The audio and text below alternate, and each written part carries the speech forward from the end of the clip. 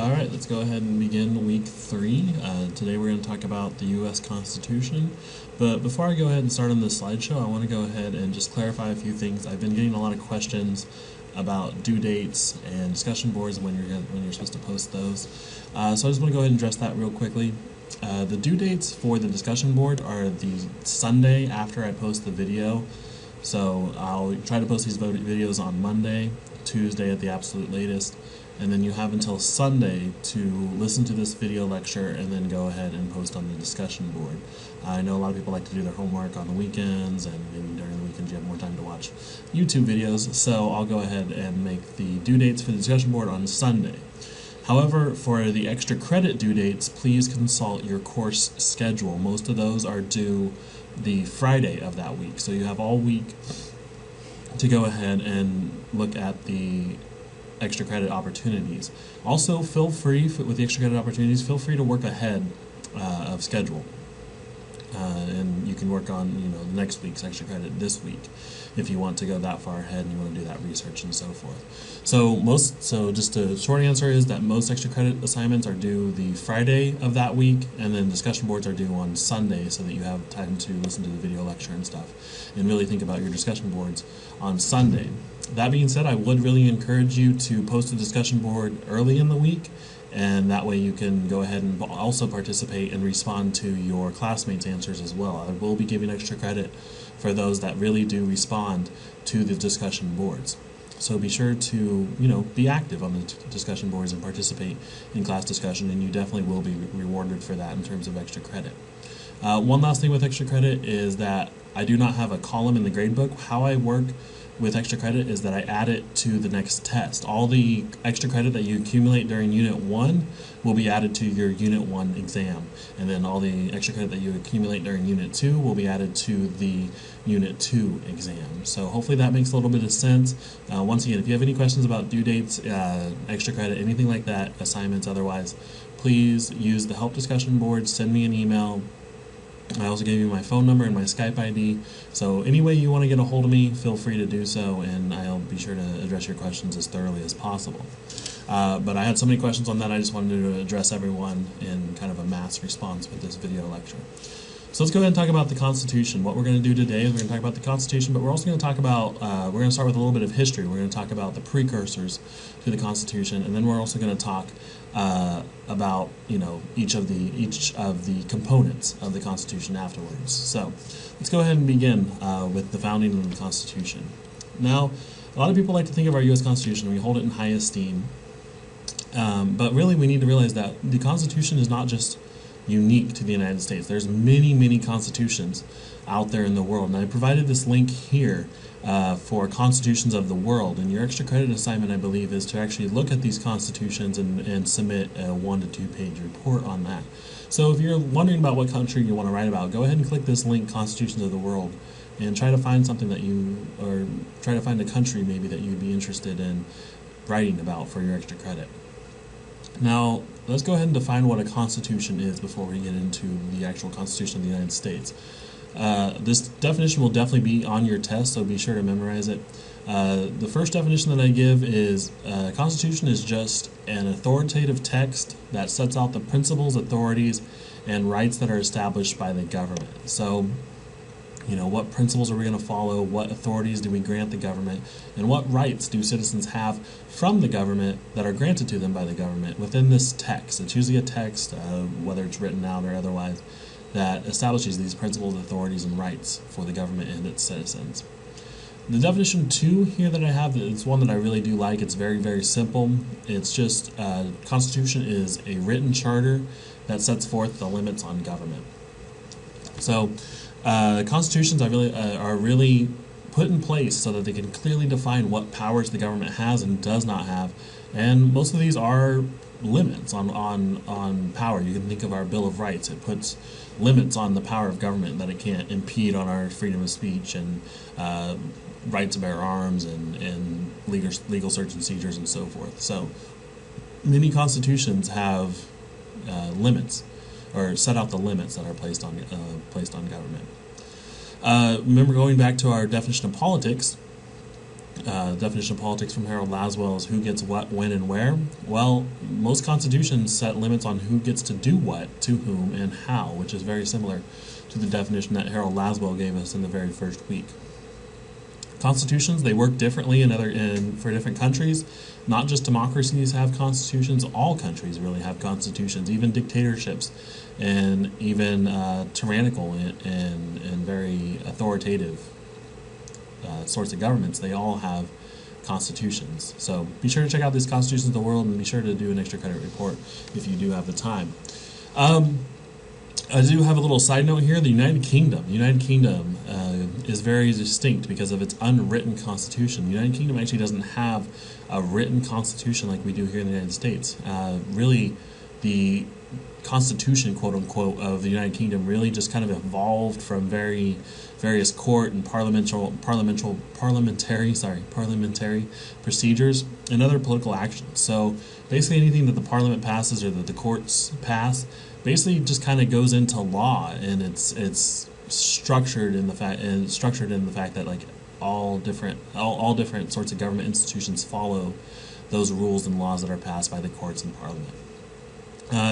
You also have little anomalies such as North Korea. North Korea has a constitution, and most constitutions are kind of feel-good documents, and so North Korea's constitution allows for freedom of expression and rights to work, education, food, and healthcare. Now, if you know anything about North Korea, probably they don't follow through on these laws that are set forth by their constitution in terms of freedom of expression and then food and healthcare and let's just say livable conditions. But that being said, North Korea still has a constitution, and if it were taken to a North Korean court or so forth, hopefully they would uphold the law of the constitution. But unfortunately, a lot of tyrannical and a lot of authoritarian governments, they have these constitutions that guarantee these certain things, even though they may not follow through on them. So let's go ahead and just kind of compare different types of types of different constitutions. You have the U.S. Obviously, we've had two constitutions. We're going to talk about that today. Articles of Confederation, and then also the current Constitution. You can see countries such as Canada. Canada's only had one constitution. They became an independent country in 1867. The Constitution has stood, and it has really worked for them, and so fortunately they've only had one constitution. You have other countries such as France, and if you know anything about France, France goes through a lot of political revolutions quite frequently, actually. It's been about 60 or actually about 70 years since France has last had a revision of the Constitution and sort of this political revolution. But France has a history of being unable to establish a firm constitution, and so they've revised their constitution at least 15 times since 1789. You have Germany has had 5, Italy's had 3, Japan has had 2. So just depends on how successful constitutions are at outlining the functions of government and the rights of its people. That's what really matters. That's what really matters when it comes down to how many constitutions they've had or how often they need to revise them. So we'll go ahead and talk about. Let's go ahead and just do a little bit of U.S. history, precursors to the Constitution, I guess. And we'll go ahead to the very beginning, the very first time that among the very first times that settlers were moving into the New World, into this new continent. And a lot of if just basic U.S. history, a lot of them were Puritans, a lot of them abided by the rule of law. They were coming from England, moving over here. And the very first one was the Mayflower Compact, the Puritans that settled New England in the Northeast United States. They wrote a constitution, and it's considered by many, it's considered the very first constitution. It's the Mayflower Compact. So you had these Puritans moving into the New World, and they had this first charter of Virginia. And this first charter of Virginia was established, it was written so that they could establish a government at Jamestown, Virginia, and this was in 1606. And the first blacks were brought and sold into the New World in 1619. But in 1620, you had the Mayflower Compact, and the Mayflower Compact was the first agreement for self-government ever enforced in the United States. And how this all came about was you had these pilgrims. They were moving into the New World, but storms knocked the pilgrims off course. and they landed far away from their intended destination. Remember, they had this charter of Virginia that said they could establish government at Jamestown, and Jamestown, Virginia was the king's rule. And so therefore it was inside the royal charter. They had this royal charter that said you can move into Jamestown, Virginia, you can establish your government, you can establish your livelihoods there. But these storms knocked the Pilgrims off course, and they actually ended up landing in Cape Cod, Massachusetts. Now, the royal charter didn't cover what to do in Cape Cod, Massachusetts. It only covered what to do in Jamestown, Virginia. So now that they're outside the king's law, they're basically outside the king's law, and they're outside this area that's under the royal charter. So they're in an area without the king's law and without the king's authority and without directions of what to do. Well, they're still on this boat, and they need to land. They're almost out of supplies. They're really struggling. They've been knocked off course. And so you had these 102 passengers on the Mayflower. You had about 41 pilgrims. Pilgrims were obviously religious dissenters, separatists, Puritans. And then you had 61 commoners, and these were largely strangers to the Pilgrims. You had merchants, craftsmen, indentured servants, orphans, just people that really wanted to establish a business and establish a new livelihood in the New World. And then you had the Pilgrims, the religious dissenters. You had all mill members, including 2 indentured servants. They signed this compact while on the Mayflower. And this compact basically just said, we're going to work for the common good of the colony. We're knocked off course. We don't have authority. We don't have directions on what to do here. We don't have a rule of law. It's basically an anarchic system. So what they needed to do was establish a sort of government leadership structure so that they could survive this new land that they're in. And so they agreed, they signed this, all mill members and then the 2 indentured servants signed this compact, and they agreed to work for the common good of the colony and to create a civil body politic. So basically they wanted to create a civil body politic, which is basically just a sort of democratic system. We're gonna kind of talk things out, we're gonna work towards the common good, we're gonna govern each other in a fair way, and that sort of thing. And so the Mayflower Compact in many ways was the very first written constitution. Let's see if I have another slide on this. No, I do not. So we'll go back here. And the Mayflower Compact was basically this first kind of written constitution that guided people on how to live in Cape Cod, Massachusetts, now that they've been knocked off course. So they get off the boat, they establish this civil body politic. You can read up more history on this. But obviously, in many ways, the Mayflower Compact is very important to the way that the U.S. Constitution is structured. In many ways, the U.S. Constitution speaks about working for the common good, establishing the general welfare and domestic tranquility and so forth. Basically, if you read the preamble of the Constitution, in many ways it's related to the Mayflower Compact. So they established this new government with no direction. It's one of the very first times that just common men had written their own constitution and been able to govern themselves outside of the king's rule. So let's fast forward 100 years, and we'll go ahead and talk about our current U.S. Constitution, or at least the build-up to our current U.S. Constitution. So from 1754 to 1763, we had the French and Indian Wars. And the French and Indian Wars weren't just a war that was happening in North America. The French and Indian War, often called the 7 Years' War elsewhere, was happening. I'm not sure why they call it the 7 Years' War, even though it lasted 9 years. But anyways, it's called the 7 Years' War, and Britain and France were fighting over in the European continent as well, but they were also fighting in the North American continent.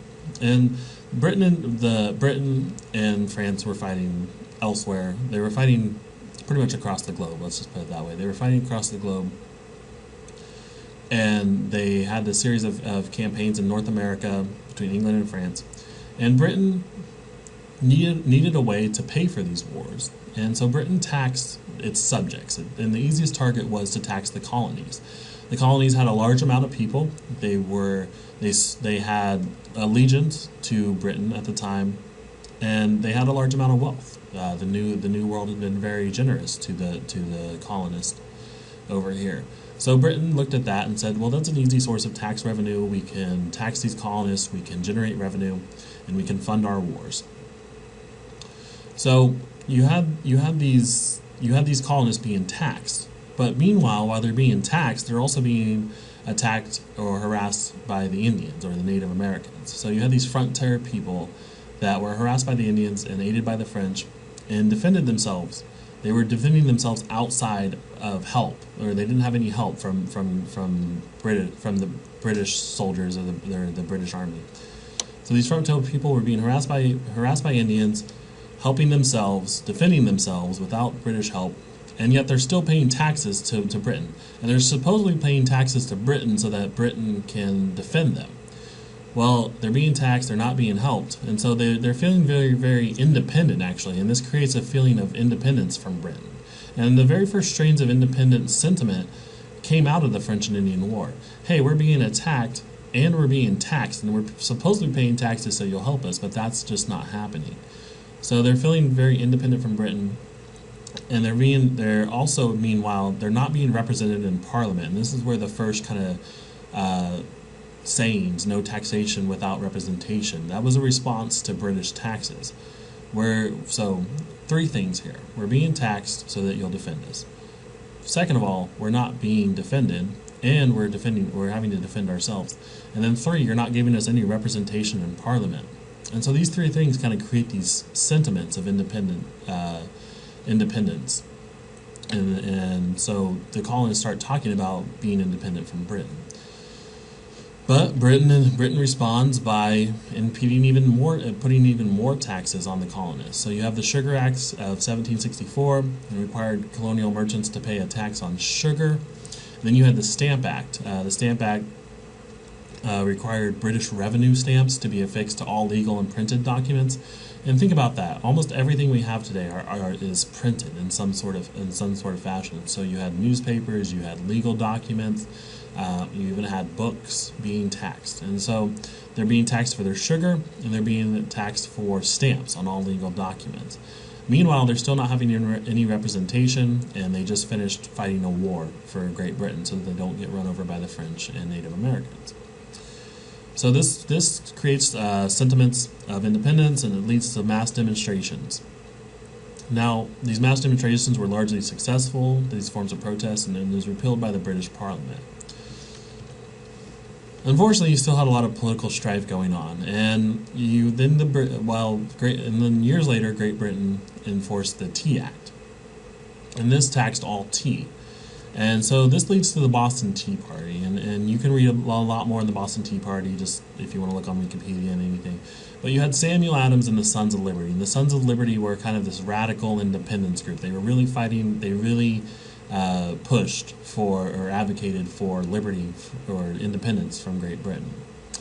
So they're part of this vigilante group, and the Tea Act was passed in British Parliament in 1773. And in response, these Sons of Liberties and these vigilante groups, they boarded ships holding the taxed tea and threw the tea into the Boston Harbor. They went by night, they dressed as Native Americans, and they threw a bunch of tea into the water. And that pretty much destroyed tea. If you've ever drank hot tea, you can kind of testify that it doesn't stay good after 2 or 3 cups. So it destroys all this tea, which was a huge blow to the British economy and a huge kind of it was an open rebellious act, basically. The Boston Tea Party, the British responded to the Boston Tea Party by enforcing even more repressive acts, and these were called the Intolerable Acts. And what this did was basically said, we can search and we can search your home anytime we feel like. If we want to put soldiers in your home, we can. If we feel that you've done something wrong or that you're encouraging rebellious behavior, we can throw you in jail. So basically, these Intolerable Acts stripped all current rights that we enjoy in the modern U.S. It kind of stripped the colonists back then. It stripped them of all these civil liberties and these civil rights. And you had these cycles of provocation and retaliation. And the colonists were kind of getting tired of it. Hey, and at this time the rebellious sentiments had really taken off. They were being repressed, basically, from the British government. And so it led to the First Continental Congress. The First Continental Congress convened in September through October of 1774, and it really was an opportunity for people that were really in favor of independence from Britain. It allowed them to meet and kind of talk about whether they really want to pursue independence or not. So the First Continental Congress challenged British authority over internal colonial affairs and what was happening in the New World. And delegates from all over the country came. Just a little side note here, Georgia did not participate. But this First Continental Congress petitioned the king to address their grievances. So the First Continental Congress met, they kind of wrote out what they didn't like about the British rule, or what they didn't like about what Britain was doing here in the colonies. And so they wrote out these lists of grievances and they sent it to the king. And it advised each colony to form a militia.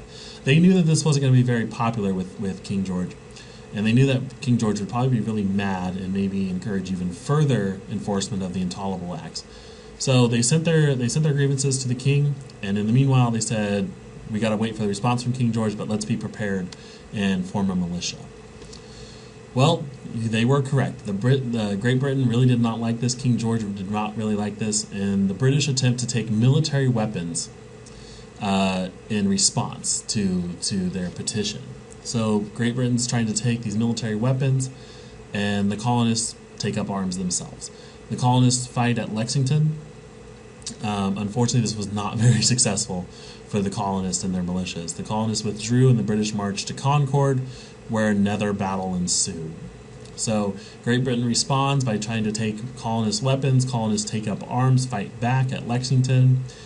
But the colonists were very inexperienced. They were commoners. They weren't trained British militia. They weren't trained British military members. They were just commoners. They were regular farmers who maybe owned a gun or maybe some sort of other weapon. And they weren't trained, and they were going against one of the greatest armies on the earth in Great Britain. And the colonists had to withdraw, and the British continued marching.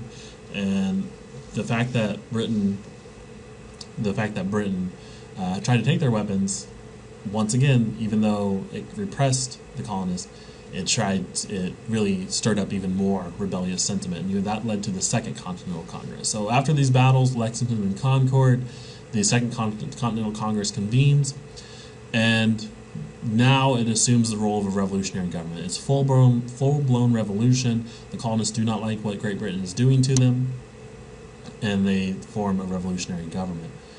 There's a committee at the Second Continental Congress to draft the Declaration of Independence. So let's go ahead and talk just a little bit about the Declaration of Independence. Unfortunately, the Declaration of Independence is often confused with the Constitution, and I want you guys to know that they are very, very different documents. The Declaration of Independence happened about 13 years before the Constitution was ratified.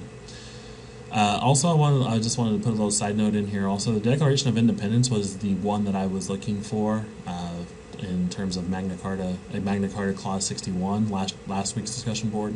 I really feel that Magna Carta Clause 61 most reflects the Declaration of Independence. But many of you said the American Constitution, and you're not completely wrong either. It does kind of sound like the Constitution in many ways. But that's just a little side note. Let's go ahead and talk about the Declaration of Independence. Declaration of Independence was adopted by the Second Continental Congress, and it asserted that unalienable rights, you had the life, liberty, and the pursuit of happiness, could not be denied by the government. And this is basically John Locke's word-for-word social contract in action. Remember we talked about John Locke and how he said that the government should guarantee certain rights? That the government should guarantee that we're able to live life, we're able to live life freely, and we're able to do as we wish in order to pursue our happiness. That's word for word from John Locke, and the American Founding Fathers really did embrace John Locke's social contract, and so they put it right into their Declaration of Independence with these unalienable rights. Another thing about John Locke, he always said that people can revolt if their government is illegitimate. If the government represses their life, liberty, and pursuit of happiness, people should be able to rebel. And that was also put into the Declaration of Independence, that people can revolt if their government is illegitimate. The Americans thought that the British government and King George, what they were doing was illegitimate and illegal, so people could revolt, and therefore they were justified, the American colonists were justified in their revolt against the English government.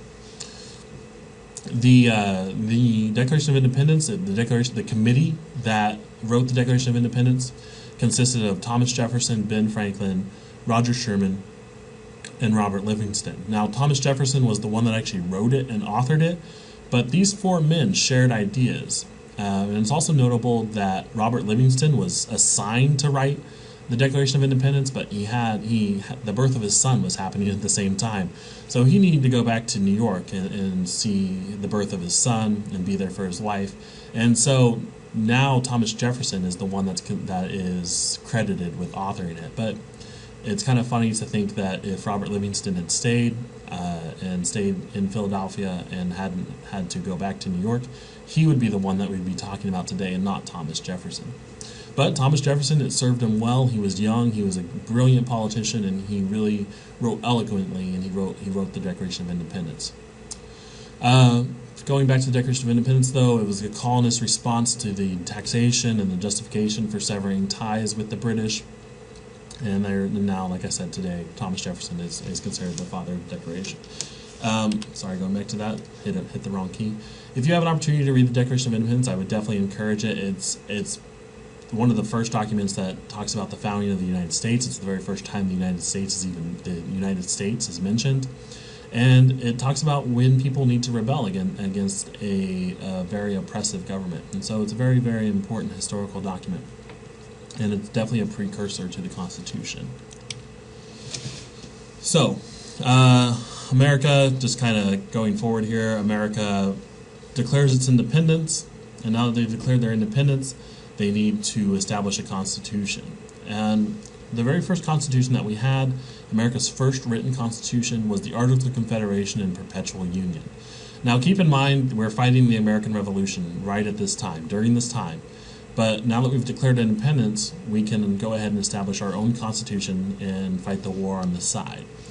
So we established the Articles of Confederation and Perpetual Union. It's America's first written constitution, and it establishes a confederation model of government. We're going to talk about more about a confederation model of government next week, but for today, just know that the confederation model of government established a weak national unicameral Congress, but gave most of the powers to the state. So the national government did not have a lot of power at all. It had a unicameral Congress, but it didn't have a president, it didn't have an executive branch, and it didn't have a judicial branch. It just had this unicameral Congress that had virtually no power at all.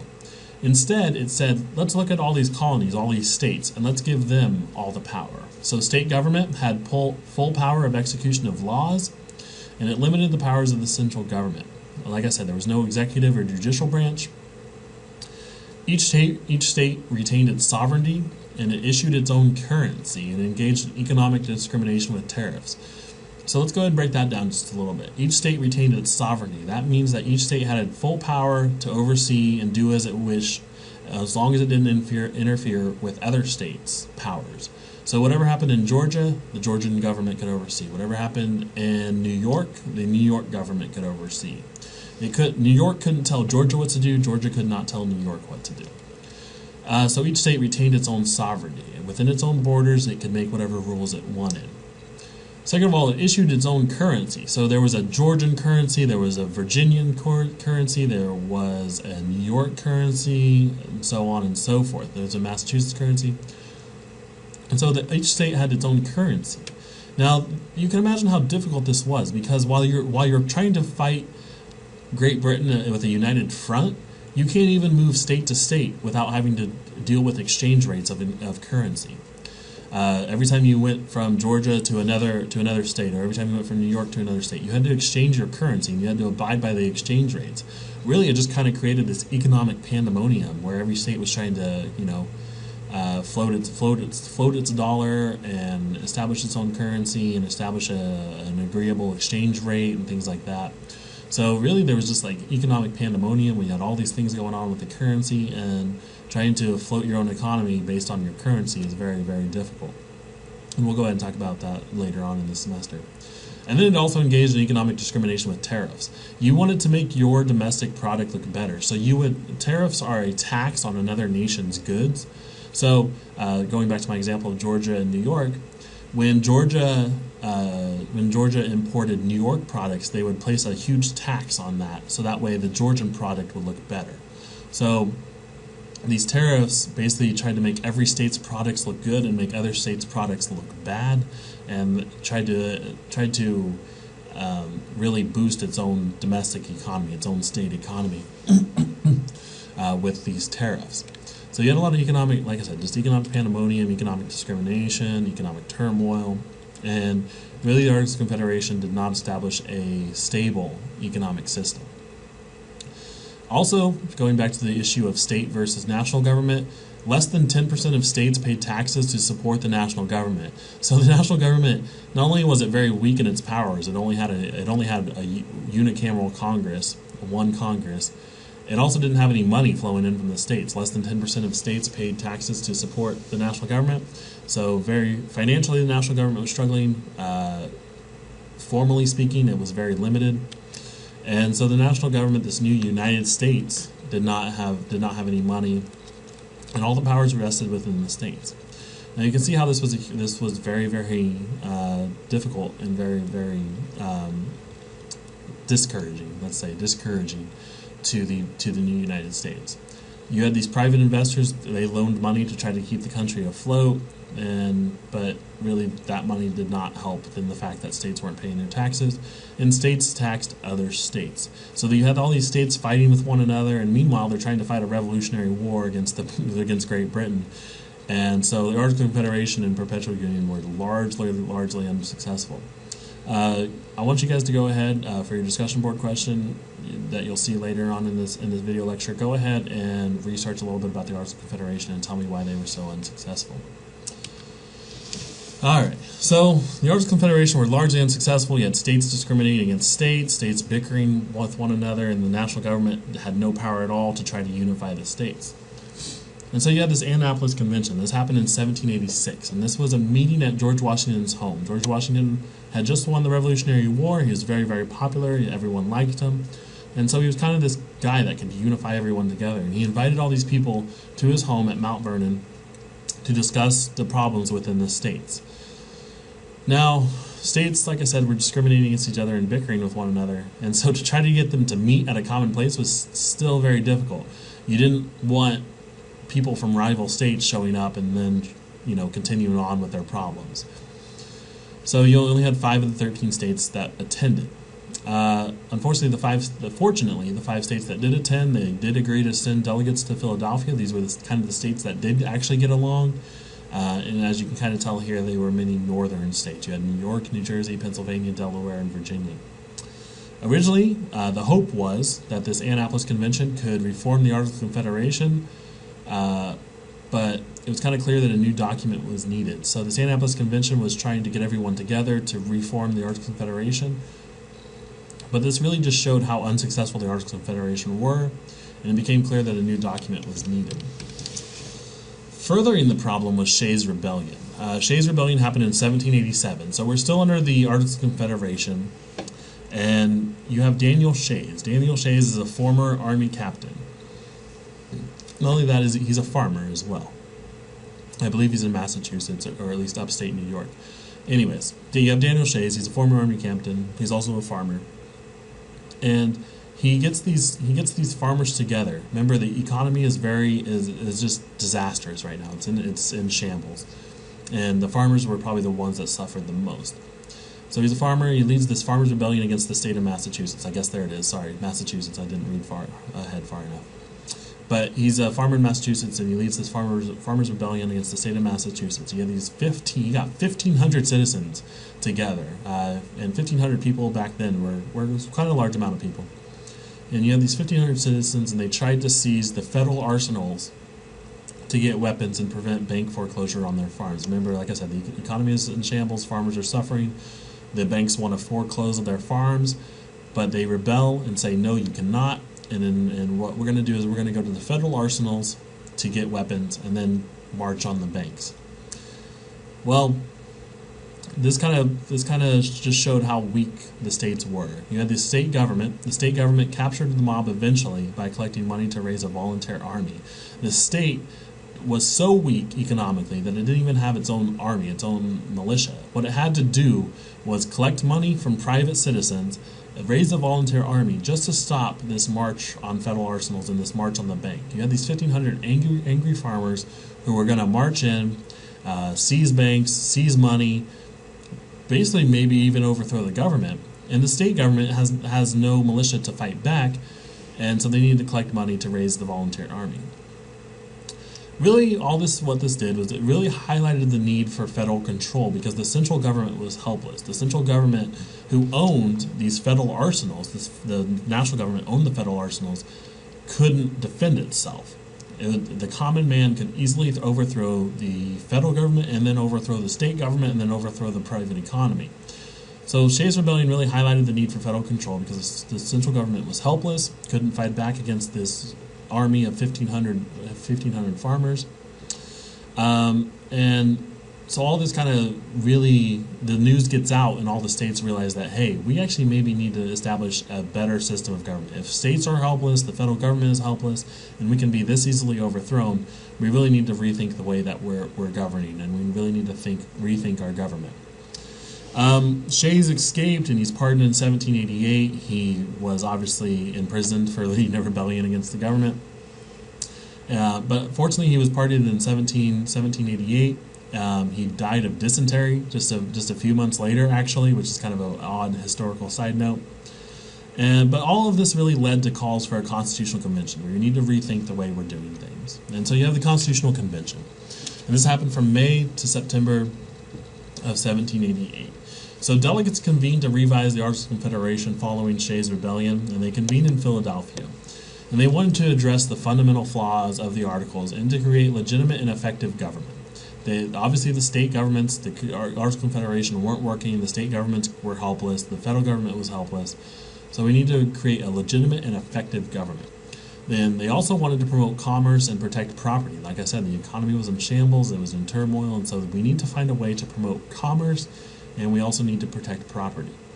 And they wanted to protect against populist forces hostile to commercial and property classes. And what that basically meant, populist forces, was farmers and common men. They really wanted to protect against populist forces that were trying to overthrow the banks and the private economy. Obviously, Shays' Rebellion really did scare the crap out of them. So you have the Constitutional Convention. The Constitutional Convention, and it's very important to note that how elite this Constitutional Convention was. We like to think of our founding fathers as these common men who were really concerned about the common good. Really, they were elites that really were worried about being overthrown by the common men. So you had these 74 delegates, but only 55 delegates show up, and only 39 eventually sign the Constitution. You had 12 of the 13 states that attended. Rhode Island didn't go. Rhode Island, for some reason at this time, was very adamant about not being part of the United States. It didn't like the idea of the United States at all, which is very odd thinking about how Rhode Island turned out, the political demographics of Rhode Island today. But that being said, Rhode Island was very stern in being very anti-United States at the time. 12 of the 13 states attended, and no more than 11 states were represented at any one time. Served as a draft blueprint for a new government, basically. You had intellectual founders. You had James Madison. James Madison is often considered the father of the Constitution. And then you had Alexander Hamilton. Alexander Hamilton was a very controversial founder at the time. He was very wealthy, but he was also very pro-government, actually, and a lot of people didn't necessarily like that. Anyways, going back to the idea of elites, you had 55 delegates were elite. You had these people that, their backgrounds, their status, interests, and resources are not generally shared by the masses. So while we view our founding fathers very favorably, they weren't necessarily the common man back in the day. In fact, they were very wealthy, and they weren't really interested in the common good, which is very notable. You had 34 lawyers. Lawyering was a very respectable occupation at that time. It obviously still is today. Eight of the elites there, they had signed the Declaration of Independence. You had 7 had been governors. 39 had served in continental congresses.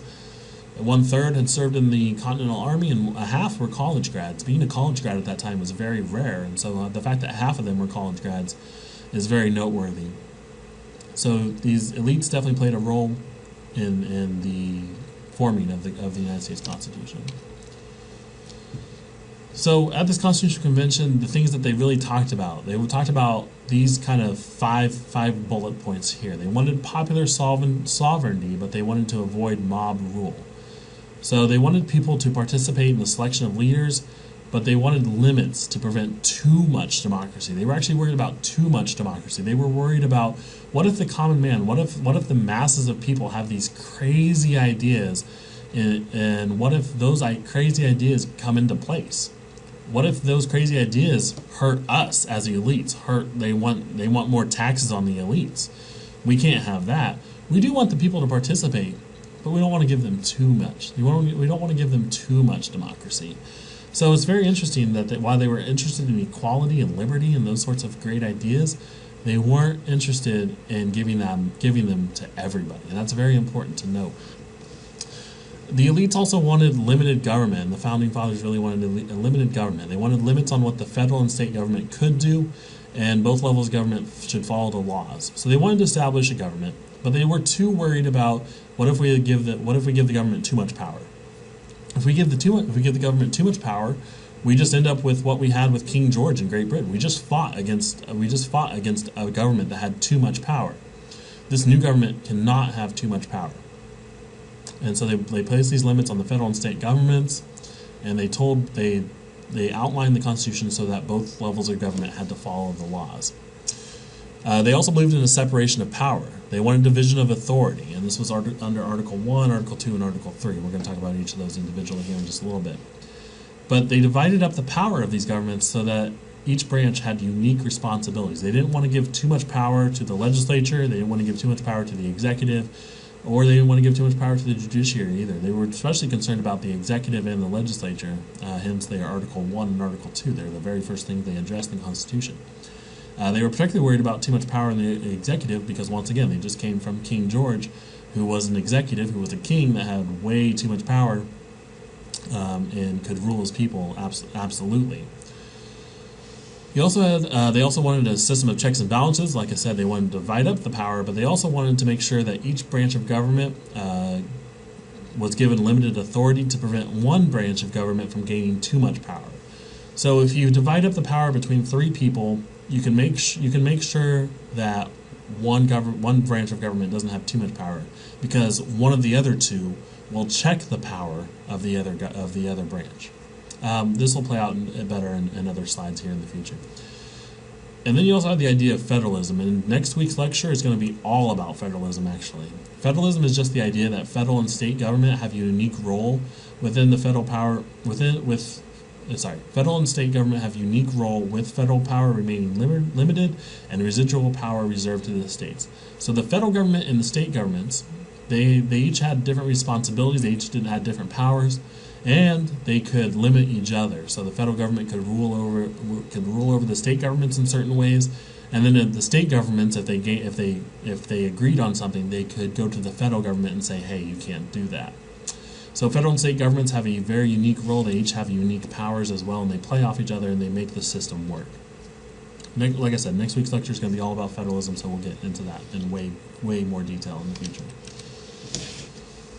Let's go ahead and talk about just a little bit of each of these individually. Let me forward ahead one slide. Yeah, okay. So we're going to go ahead and talk about each of these just individually. Let's go ahead and talk about popular sovereignty. Popular sovereignty is just the idea that the source of governmental power lies with the people. And this comes from John Locke's social contract. Government should be for the benefit of its citizens. So if the governmental power lies with the people can make sure that the government works for them and that the government represents their interest.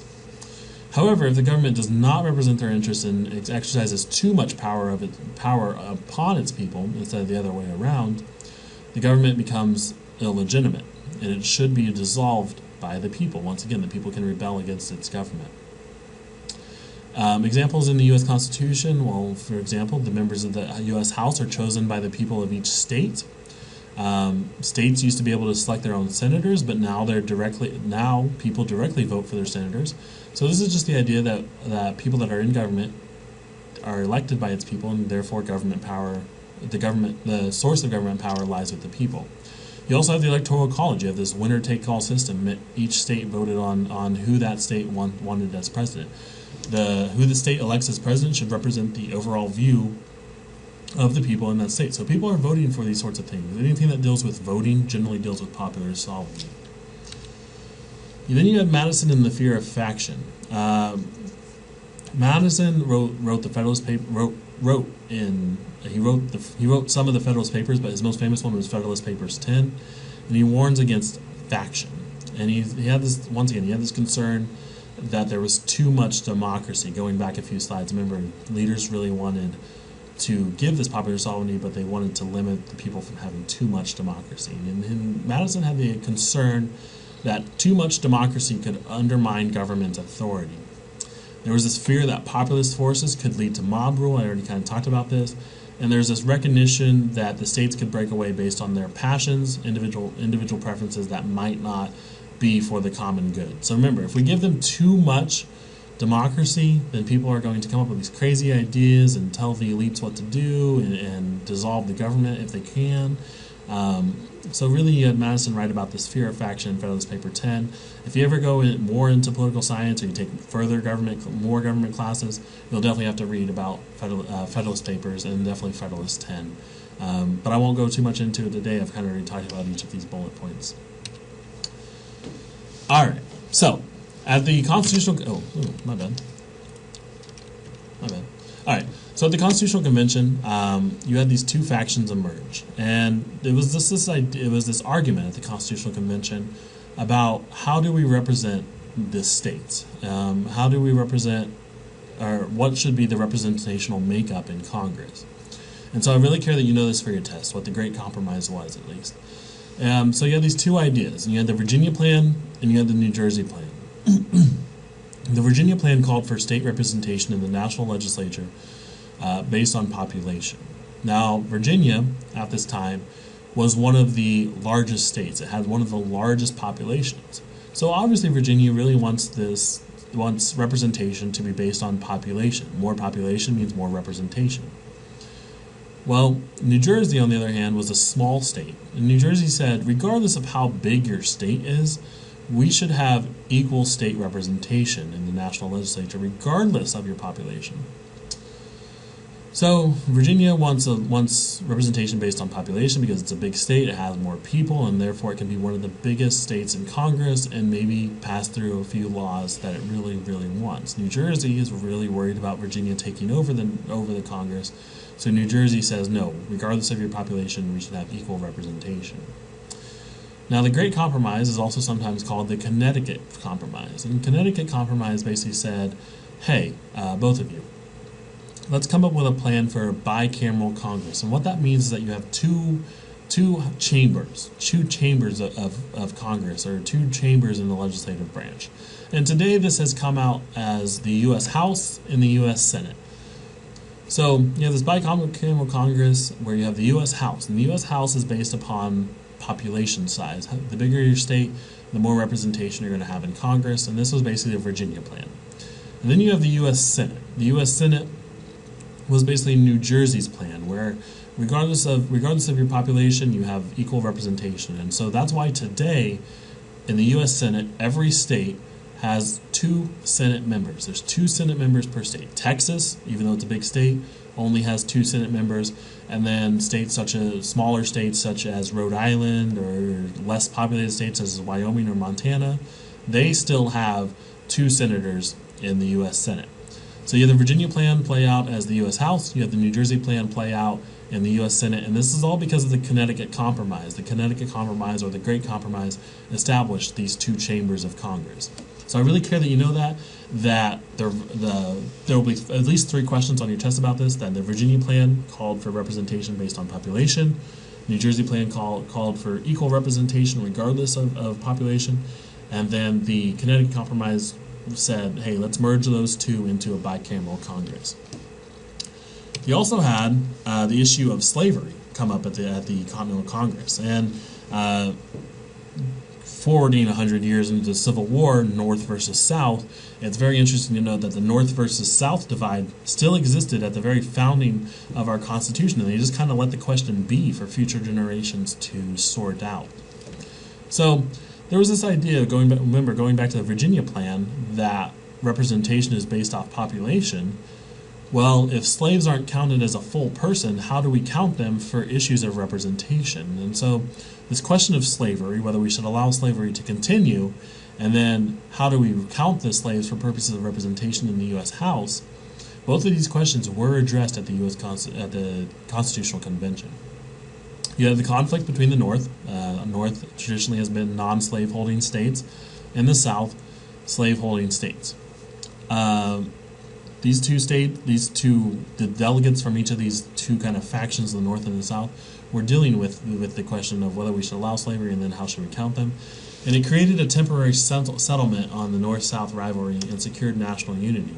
And what they came up with, sorry, I just wanted to make sure the next slide didn't deal with this also. What this compromise basically said is, for issues of representation, we'll count all the slaves you have and then times it by 3/5. So basically, each slave counts as 3/5 of a person. So for every 5 slaves you have, 3 of them count, the other 2 do not count, and that's how we'll count up representation for your state.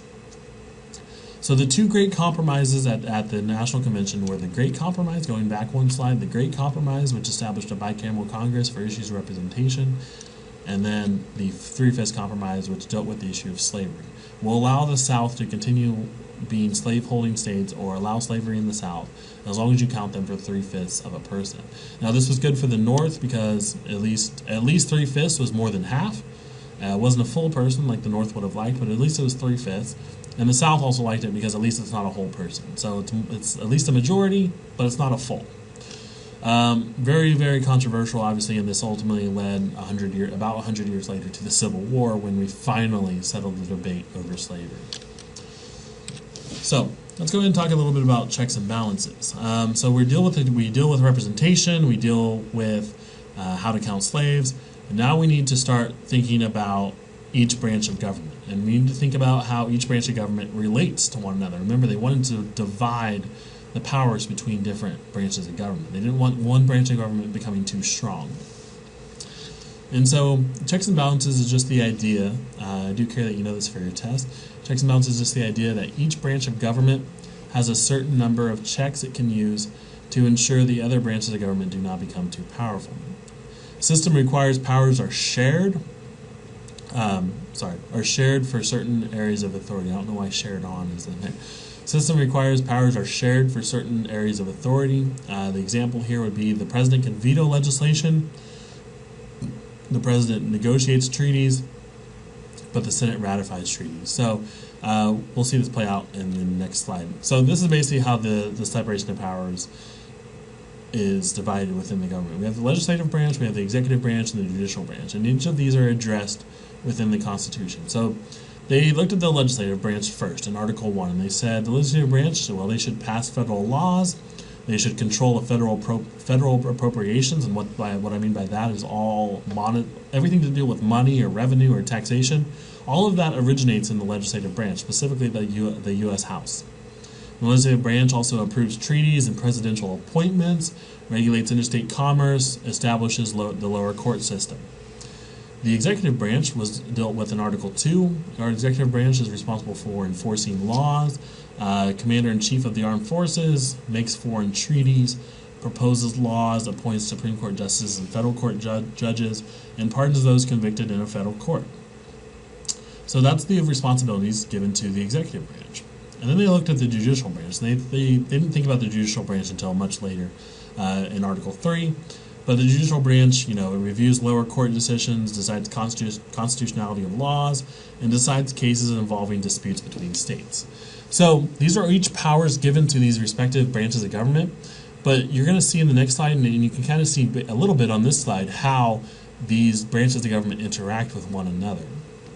So while the legislative branch passes federal laws, the executive branch is responsible for enforcing the laws. And then the judicial branch gets to decide the constitutionality of laws. The executive branch appoints the Supreme Court justices, but the legislative branch is responsible for establishing the courts in the first place. So these all kind of deal with one another, and they all interact with one another. And this next slide is kind of a very text-heavy slide. I understand that, so I apologize. But if you kind of pause the video, you can look at each of these, and you can see how each branch of government interacts with one another. I'm not going to go ahead and go through each of these, but just know that they interact with one another, and they have these checks and these balances that allow them to interact with one another and kind of oversee what is going on with each branch of government, and ensure that one branch of government does not get too big or too powerful. So you have the legislative. The legislative has certain powers over the executive and certain powers over the judicial branch. The judicial branch has certain powers over the legislative and certain powers over the judicial branch, or over the executive branch, and then the executive branch has certain powers over the legislative branch and certain powers over the judicial branch here. So they all interact with one another, they all oversee one another, and they all make sure that one branch of government does not get too big. Remember, the Founding Fathers were very, very concerned with one branch of government becoming too big and then exercising tyrannical power and excessive illegitimate power. And so they divided up the powers and the responsibilities, and when you do that, you can make sure that one doesn't get too big. So the last idea that the Founding Fathers were really concerned about was federalism, and we're going to have a whole lecture on federalism. Federalism is very fascinating, particularly when you look at constitutional law and the processes of government, and many political issues today are dealing with the issue of federalism. Federalism is ultimately a very complicated principle. It's basically a system of two sovereign powers. You have the states, you have all the individual states, and then collectively all the states make up the national government, and then the national government oversees everything that goes on in the states. So it's a system of two sovereign powers that limits the powers of both. So you have this central government, and while we have this national government, and when we hear a lot about the news, when we look at the news, we hear a lot about what's going on in the national government.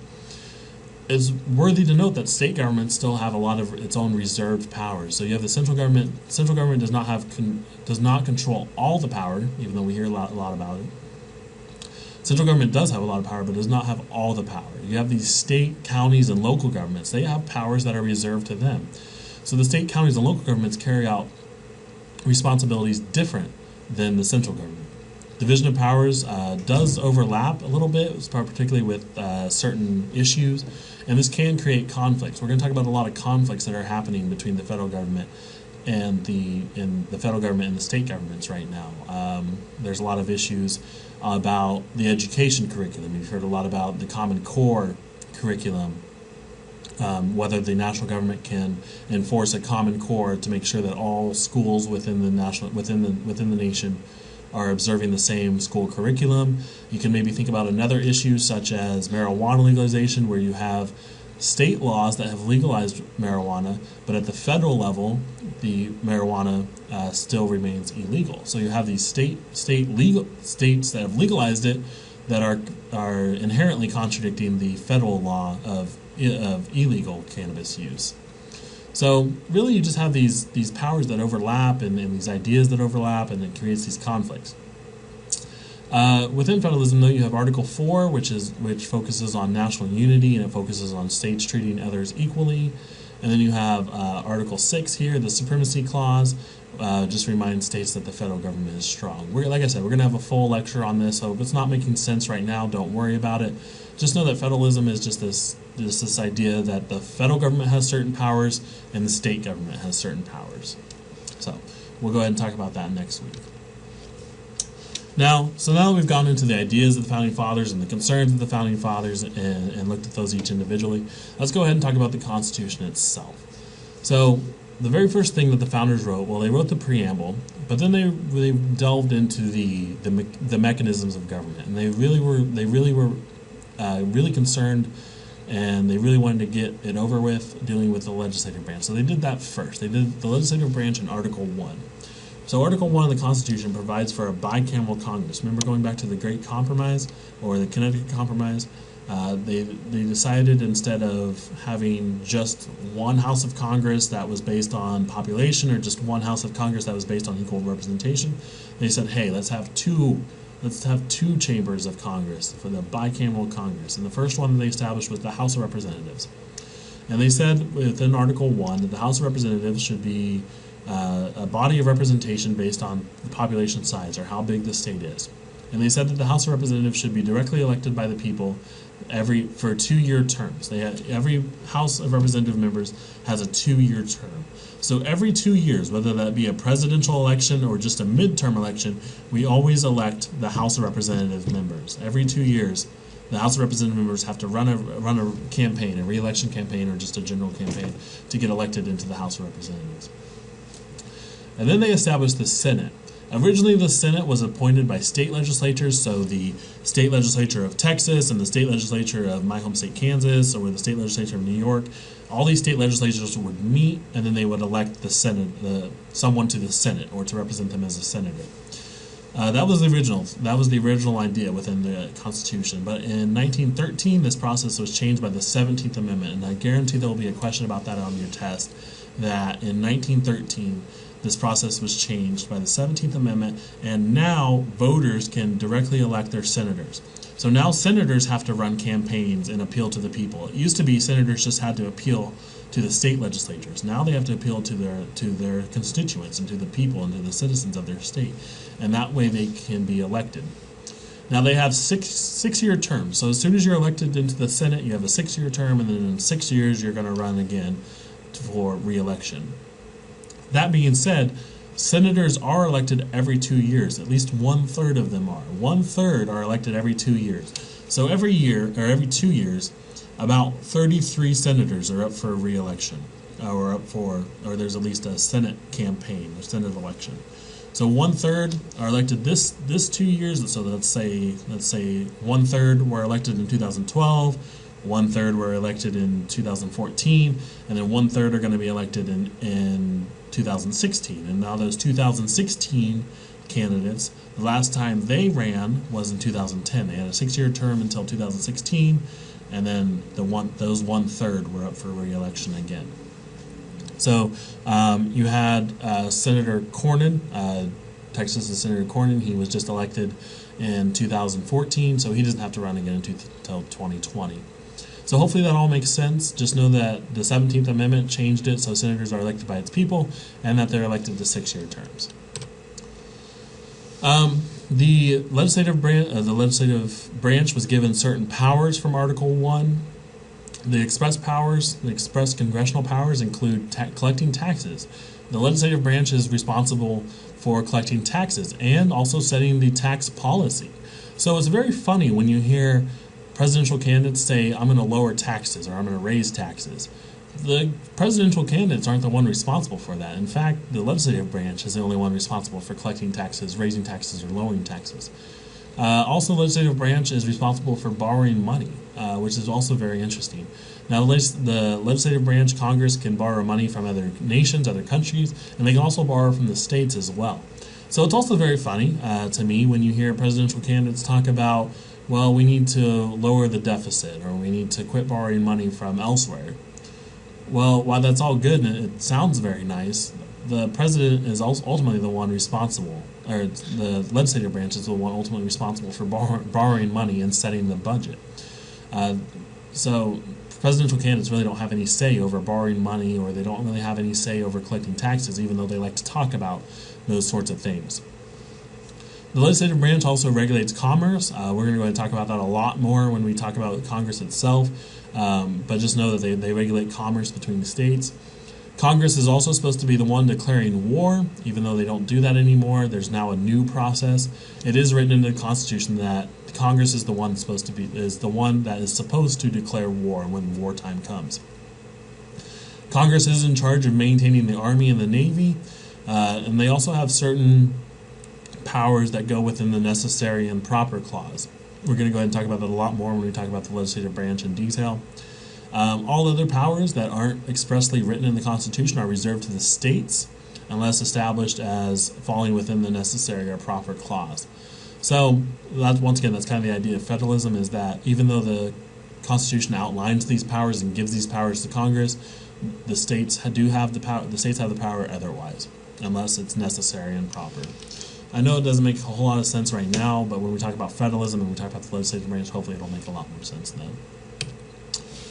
Next, the founders dealt with the executive branch, the president. And Article 2 of the Constitution is the one that establishes the presidency. The framers really wanted these kind of 5 bullet points out of a president. The framers really wanted an energetic and executive that was capable of timely action and dealing with public problems. So they wanted someone with enthusiasm towards the job that could handle it with enthusiasm, could handle any problems with enthusiasm, and do it in a timely manner. They were supposed to be aware of what was going on and be able to think and act in a timely manner. They wanted an independent executive who could make decisions on behalf of the whole country. They also wanted checks and balances between the three branches designed to prevent one person from getting too much power.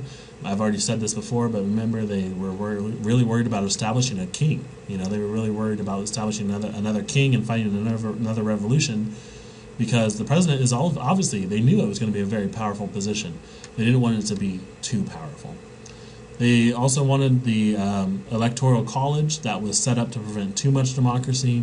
And each state elects the president as a state, not by popular vote. And we're going to deal a lot more with electoral college later on.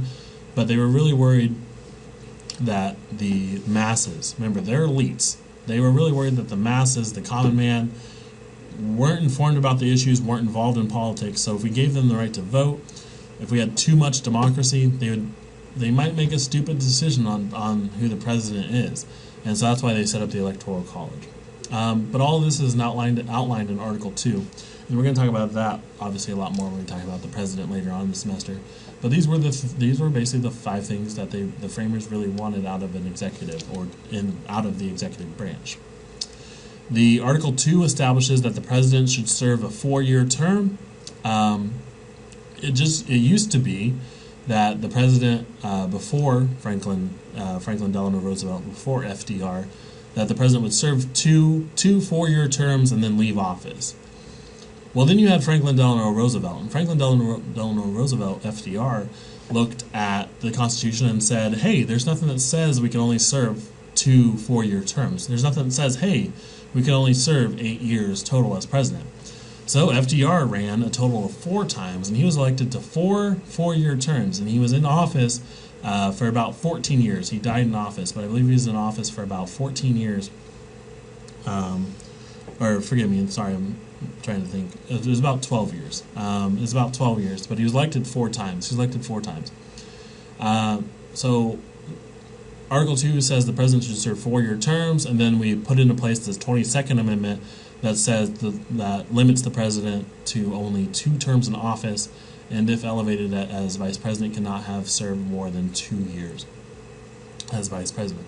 So you could have a total of 10 years of presidency if you were vice president before, the president before you died in office, and you had 2 years, and then you were re-elected 2 times. But for the most part, most people only are in office for 2 years.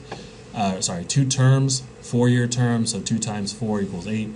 And this is because of the 22nd Amendment, that we didn't mind that FDR ran for election 4 times, but they said, hey, maybe we should place a limit on this. The president's powers that are outlined in Article 2, the president's powers include recognizing other countries. We need to establish diplomatic relations with other countries. We need to give recognition to other countries. The president is also responsible for negotiating treaties, although acceptance of treaties requires approval by the Senate. The president is the one that ultimately negotiates the treaties. The president is also responsible for granting reprieves and pardons for federal crimes. If someone commits a federal crime, they can write to the president and try to get the president to grant them a pardon. The president can call Congress together for special sessions, and the president can also veto congressional enactments. So once again, if the president doesn't agree with a bill that was passed in Congress, the president has the right to veto that. Finally, Article 3, they dealt with the judicial branch. So Constitutional Article 3 creates the judicial branch. It establishes Supreme Court justices. It says that the Supreme Court justices have lifetime terms. So Supreme Court justices can serve as long as they want. You have Ruth Bader Ginsburg right now, who is in her, I believe, late 80s, if not 90s by now. She is a Supreme Court justice, and she has the right to serve as Supreme Court justice as long as she wants to, because Supreme Court justices have lifetime terms. So Supreme Court justices are Supreme Court justices until they die or they retire. and so they can serve in the Supreme Court as long as they want. The Supreme Court justices are appointed by the President with approval of the Senate. Once again, just kind of showing a little bit of checks and balances. They have to be appointed by the President, and then they have to be approved by the Senate. But then they get that lifetime term. Supreme Court powers include resolving conflicts between federal and state laws. So if there's ever a conflict between a federal law and a state law, that goes directly to the Supreme Court. Supreme Court is also responsible for determining whether power belongs to the national government or to the states. And the Supreme Court, interestingly, also settles controversies between citizens of different states. So I assume all of you are citizens of Texas.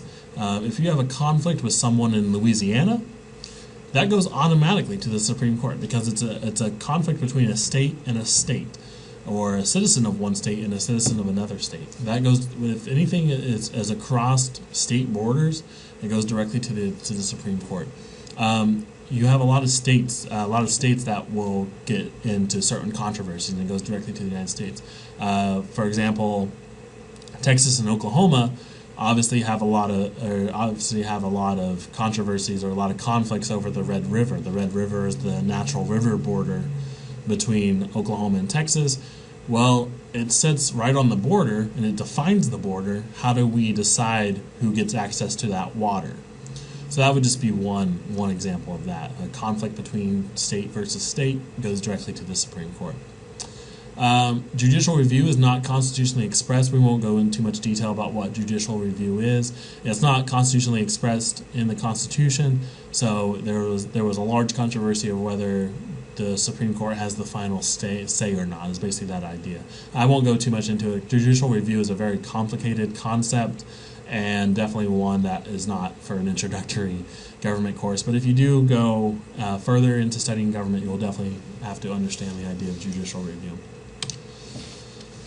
Moving on down the articles, Article 4. Article 4 is one that tries to promote national unity and power. Article 4 establishes the full faith and credit clause. The full faith and credit clause is the idea that states must accept official acts of other states. The full faith and credit clause was designed to unify states by binding states together. So if you had different from enforcement of judgments, what this basically means, states must accept official acts of other states. So the idea of this would be, let's go ahead and talk about same-sex marriage. Now, we do have a local example of this. So you have the mayor of Houston. The mayor of Houston is a lesbian.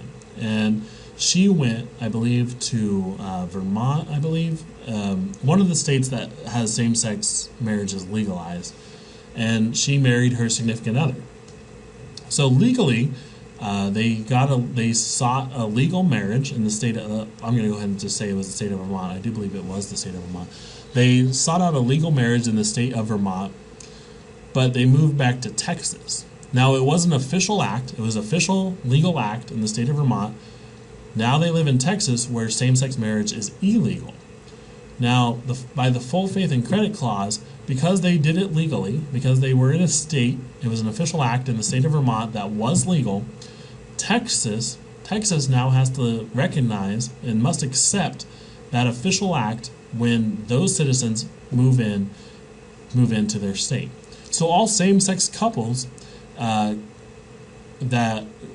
seek a legal marriage in another state where same-sex is marriage, Texas has to recognize that as a legal marriage. Because it is a legal marriage and it was done legally, now Texas has to accept it as a legal marriage for purposes of taxes and death rights and so forth like that. So, this is different. This is just the idea that states must accept official acts of other states. If you've completed an official act in one state and you go into another state where it may be illegal, that state has to recognize it. I hope that makes a lot of sense. It's much more easy to explain this in person than it is talking to you on a webcam. But hopefully that makes sense. If you do have questions, let me know. But I can guarantee the full faith and credit clause, at least the definition of it, will be on your test.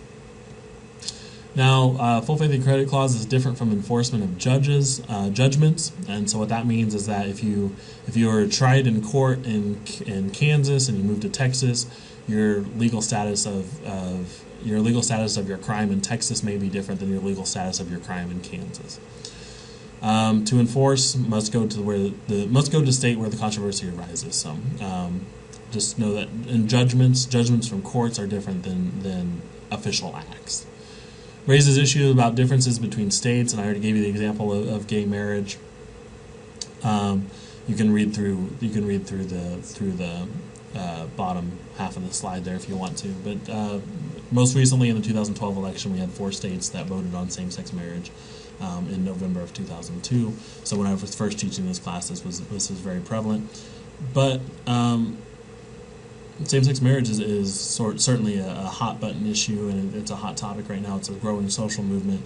So it'll be very interesting to see how states interact with one another in accepting these official acts or not.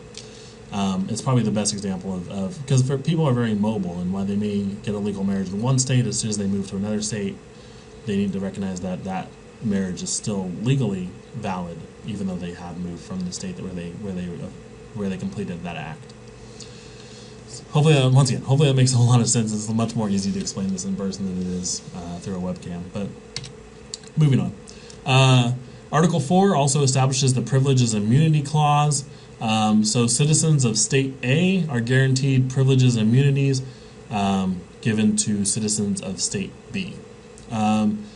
Separate from Privileges and Immunity Clause of the 14th Amendment, which prohibits states from discriminating against out-of-state residents, this only applies to fundamental rights, basic and essential activities. So voting, travel, residency, states can charge different fees for licenses and force students to pay out-of-state tuition, etc. But they can't tell them that they can't go to school. They have the privilege and the right to seek an education, even though they may have to pay a little bit more. And you're still at least guaranteed the right to seek an education. Another great example would be driving. So I moved down to Texas from Kansas. My Kansas driver's license is still valid, and so when I go to the state of Texas, I get stopped by a police officer in the state of Texas, they have to grant me the privilege to drive because I have a valid Kansas driver's license. My privilege to drive doesn't stop just because I moved to another state with a different state license. Once again, I hope this all makes sense. If you have questions, please let me know. The Privileges and Immunity Clause just guarantees privileges and immunities for all citizens moving into the state.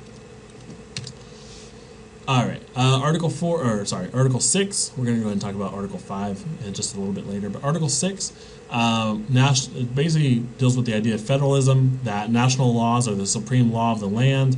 We're going to go ahead and talk a lot more about federalism in Article 6 and the Supremacy Clause and all of that. We're going to go ahead and talk a lot about that next week. States must abide by treaties. The Article 6 really wanted to prevent states from dealing with foreign governments. For example, when we had the embargo on Cuba, the national government established that embargo on Cuba, and therefore, because the national government established that embargo on Cuba, all states were prevented from dealing economically with Cuba. So like I said, it wanted to prevent states from dealing with foreign governments, and it said everything that deals with a foreign government is the national government's realm. Whatever the national government says in terms of foreign governments, all states must abide by that. State and local officials give oath to support the national government, and debts under the Articles of Confederation assumed by the federal government to secure allegiance of the merchant classes. So I know that's really confusing, but just know that this Supremacy Clause, Article 6, does whatever the national government says, that's what goes, particularly dealing with foreign governments. And if you are a state or local official, you must support the national government. And at the very first founding of the Constitution, when we had the Articles of Confederation, any debts under the Articles of Confederation were assumed by the federal government, and the federal government had to seek out those debts because they are now the supreme law. They're where the buck stops, basically. All right, so let's go ahead and talk about Article 5. Article 5 dealt with how to go through amendments. They knew that the Constitution wasn't perfect, and they knew that we were going to have to deal with a lot of issues later. Remember, they left the issue of slavery on the table.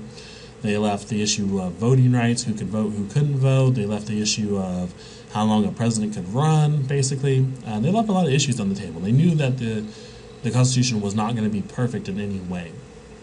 And so they needed to establish a way to amend the Constitution. Remember, the Articles of Confederation did not have a way to amend it.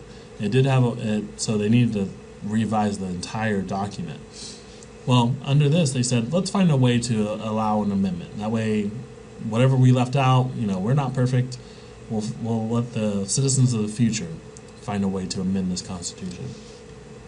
So far, we've had 27 amendments total, amended only 17 times since 1791, when the first 10 amendments were passed. The first 10 amendments are the Bill of Rights. We passed those right away in 1791. So since then, we've had 17 additional amendments since 1791. So in about 220 years, only 17 times. That's pretty good. 27 amendments total. Let's go ahead and talk a little bit about the ways to amend the Constitution. There's the two that are commonly used. Actually, I'm going to go ahead and leave this to the next slide. It'll make a lot more sense on the next slide. So I'll go ahead and just skip these bullet points here. Finally, we'll go ahead and it'll just make a lot more sense using the next slide. On this one, over 11,000 amendments have been proposed. But remember, we've only passed 17 amendments. We've only amended the Constitution 17 times since 1791. But that being said, there's been over 11,000 amendments that have been proposed. We've proposed amendments on gay marriage, whether we should allow or disallow gay marriage. We've proposed amendments about balanced budget, saying, hey, the national government needs to balance a budget every year. We've also proposed amendments prohibiting flag burning. We've also proposed amendments that either discouraged or encouraged school prayer. All these were, and in many ways still are, hot-button political issues, and so controversial that many have thought that we need to establish an amendment to address these. So over 11,000 amendments have been proposed.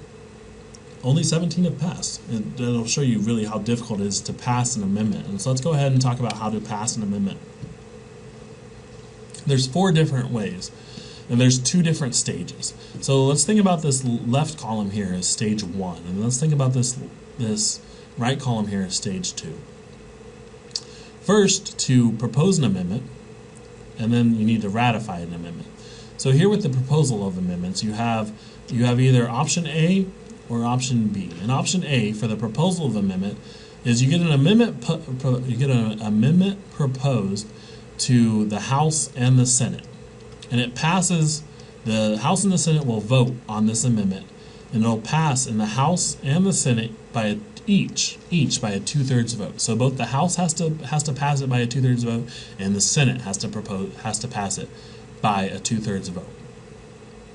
As soon as it's done in the House and the Senate, and 2/3 have each agreed to pass it, it goes to either Route 1 or Route 2 for ratification. And if it goes through A here, and it goes through Route 1, it'll go to the state legislatures. It'll be on the state level. The states are responsible for ratifying it.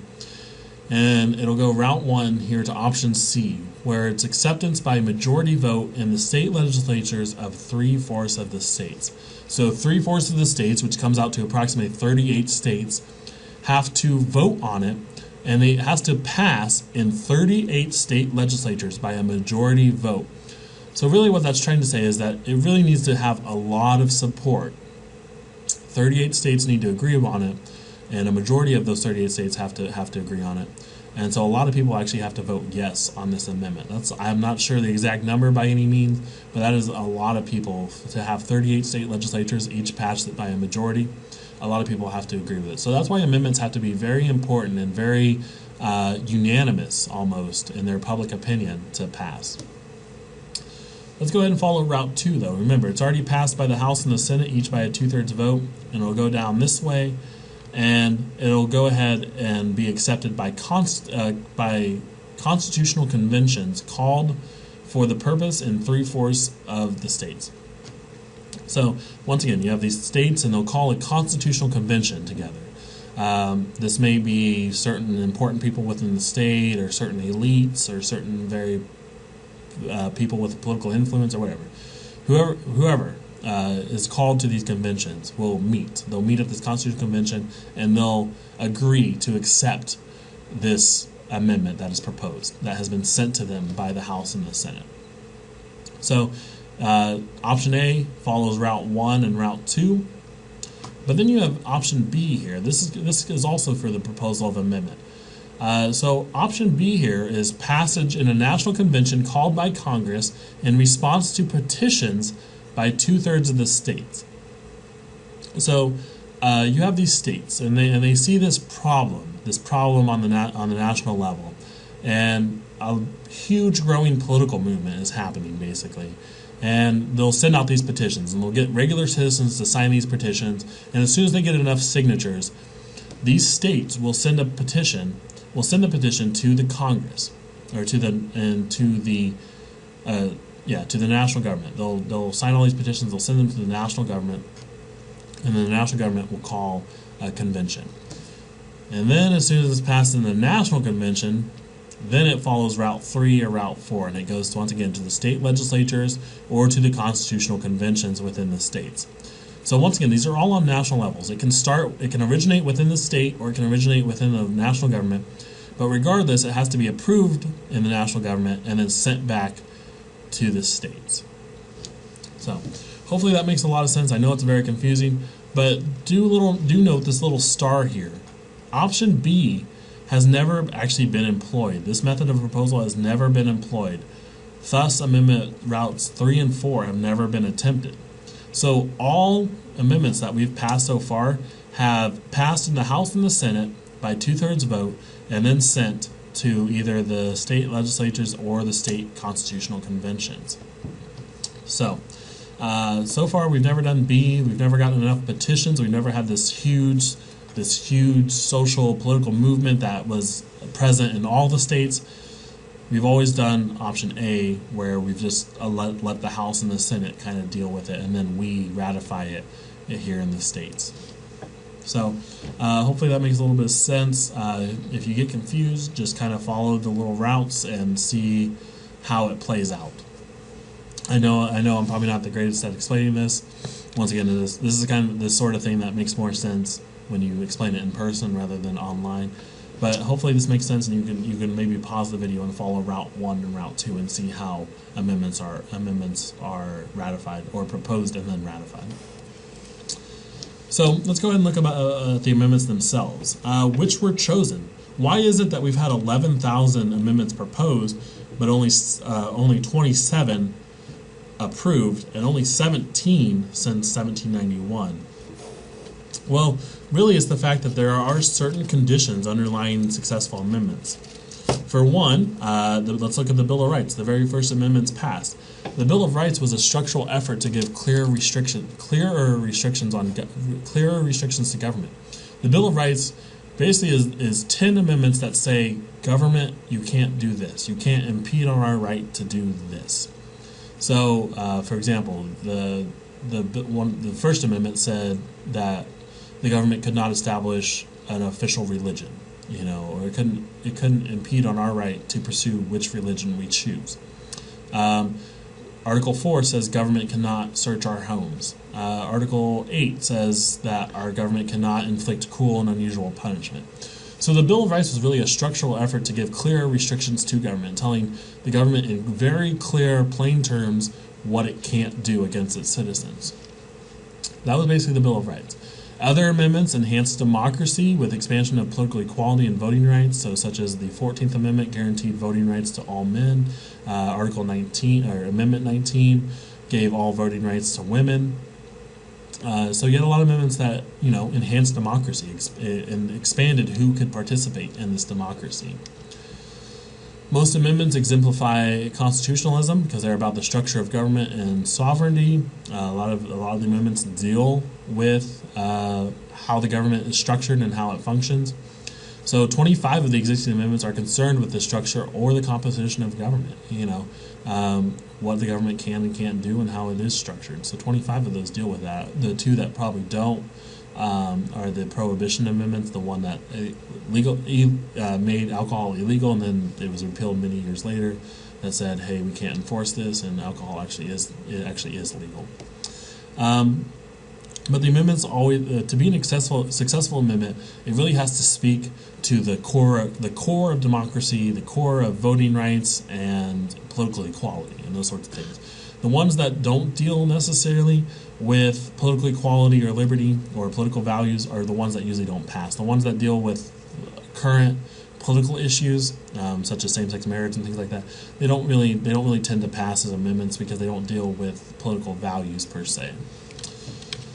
I'm not going to go into these slides. I'll leave them up for just a few seconds, and then you can pause the video and look at them if you want to. This is just a list of amendments, and you can read through them each if you want to. Remember, your first paper deals with the Constitution and its amendments, and which one you would like to change, or something you would like to see in the Constitution that's not currently there or anything. So I'll go ahead and leave these up for just 5 seconds each, and I'll go ahead and change the slide. This is the very first, the very first slide kind of dealt with the Bill of Rights. This is Articles, I believe, 12 through 23. This kind of deals, well, with a lot of voting rights and things like that. How to vote, or how should the voting go? Who can vote? Who can't vote? And those sorts of things.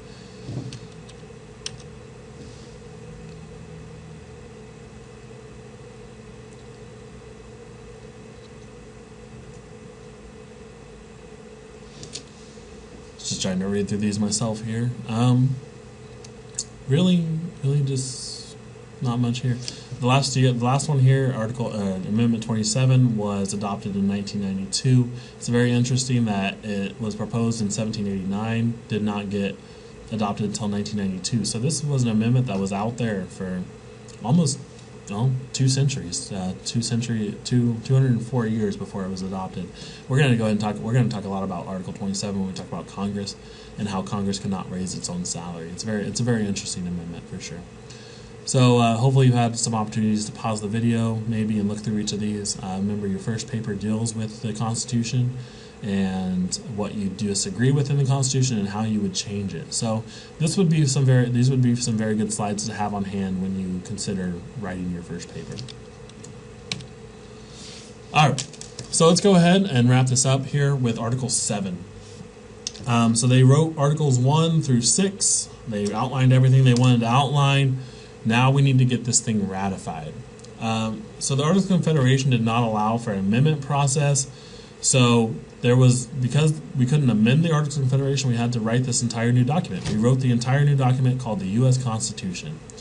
And this new Constitution required ratification. Article 7 says that 3/4 of the state, remember there's only 13 states at this time, 3/4 of states must ratify the Constitution. They must approve it, and their state legislatures or their governments themselves, the state governments, must approve this Constitution. Unfortunately, you still had two sides. So you had two sides based on ratification.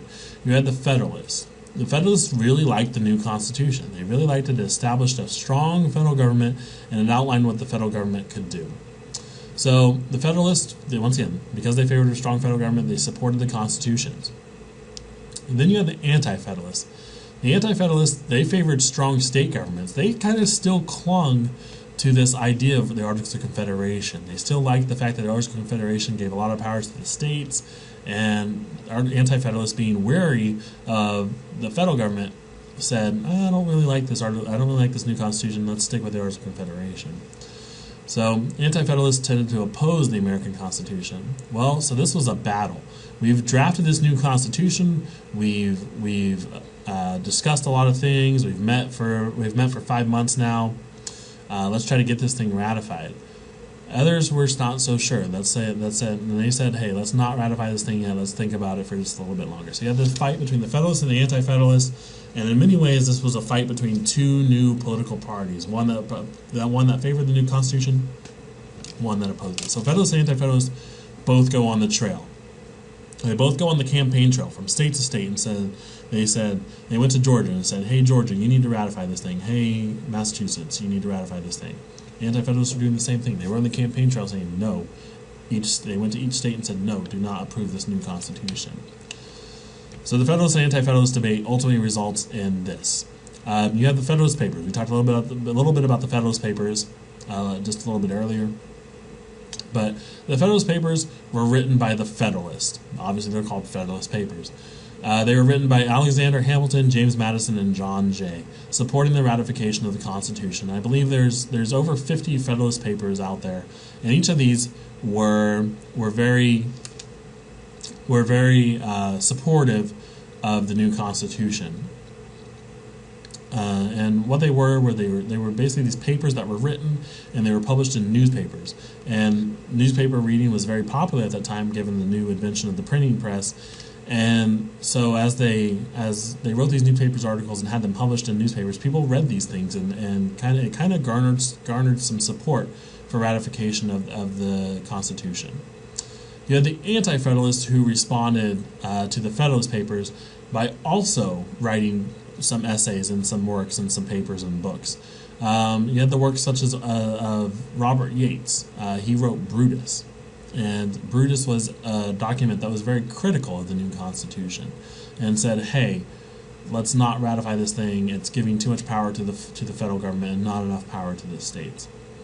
Many of the Anti-Federalists were also Jeffersonian Republicans, Democratic Republicans. I know that's kind of an oxymoron nowadays, but back then the Democratic Republicans or the Jeffersonian Republicans were largely associated with the Anti-Federalists. So, Federalists versus Anti-Federalists, Alexander Hamilton, James Madison, and John Jay are fighting for ratification of the Constitution. Anti-Federalists such as Robert Yates and Thomas Jefferson are not fighting for ratification of the Constitution. So, basically, to know for your test is Federalists were for ratification, Anti-Federalists were not for ratification, and they both fought each other to get it ratified. Well, the final draft of the Constitution was complete on September 17, 1787. It's sent out to the states. People in the states read the Federalist Papers, and they read the Anti-Federalist works as well. They ultimately make up their minds, and the states go ahead and vote. The state legislatures go ahead and vote on them. And then finally, on June 21st, 1788, we have our ninth state.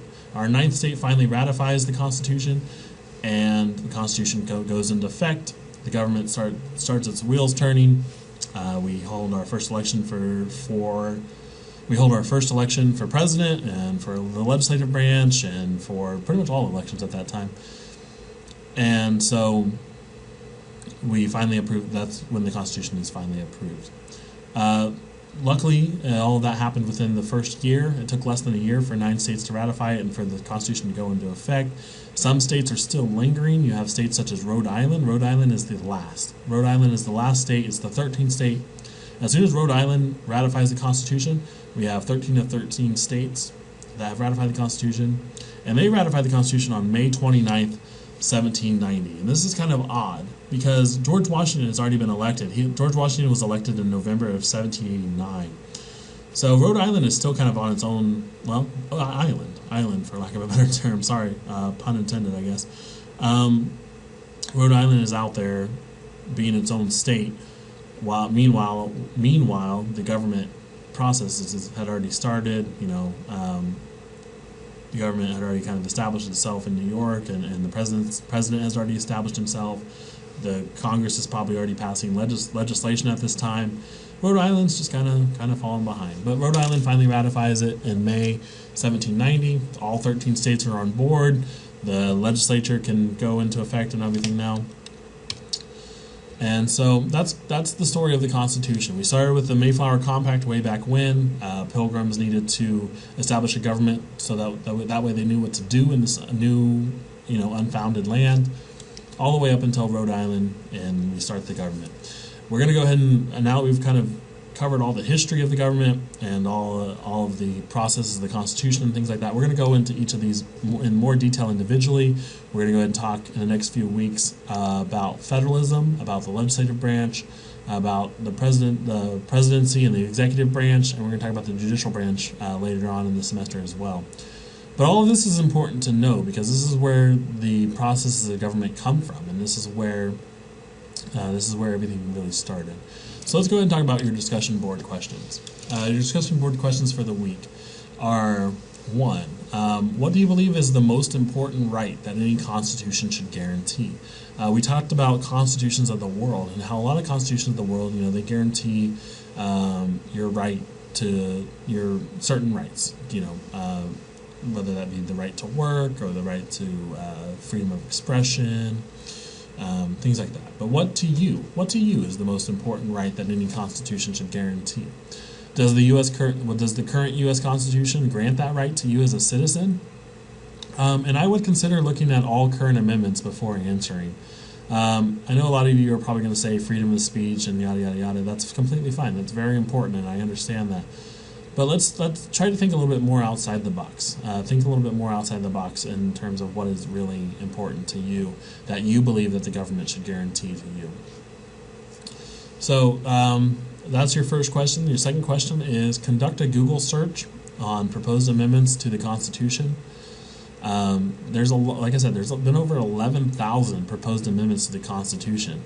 So conduct a Google search and kind of figure out, what ones have been been proposed, and try to find one that you would like to see passed. I know there's a lot of amendments dealing with a lot of different issues, and so maybe there's a political issue that's very important to you, and there's already been a constitutional amendment proposed, just not passed. What topic does this proposed amendment cover, and why would you like to see it passed? Why is it important to you, and why do you think it should be in the U.S. Constitution? Why should this amendment matter to more people? And so that's kind of it's an open question. You can write on a number of different topics. Just make sure that it actually has been a proposed amendment. I want you guys to try to give me the link maybe to where you found it, and some credible sources that it actually has been a proposed amendment. Number 3, why do you believe the Articles of Confederation were unsuccessful? Considering your answer, does this mean that a federal or central government is necessary? So I talked about a little bit about why the Articles of Confederation were unsuccessful, but why do you think it was ultimately unsuccessful? Was it the economic problems? Was it the fact that there was no central government? Anything like that? So think a little bit more. I would also maybe look at the Articles of Confederation on Wikipedia or something. Read up a little bit and find out why it was unsuccessful. So I know there's a lot of information today, and I know it probably got confusing at times, and that's completely understandable. I completely get that. So if you have any questions, please let me know before the test. I'll try to get them answered and hopefully try to explain them a little bit more. Once again, this is just the problem of teaching an online class, is that I can't quite demonstrate to you what I really want to demonstrate to you. Just talking to you through a webcam. So I understand if there's questions, or I understand if there's confusion. So please don't hesitate with your questions. I'm going to go ahead and wrap this up for this week. Let me know if you have any other concerns, any other issues, and I will see you next week when we'll talk about federalism. Have a good week.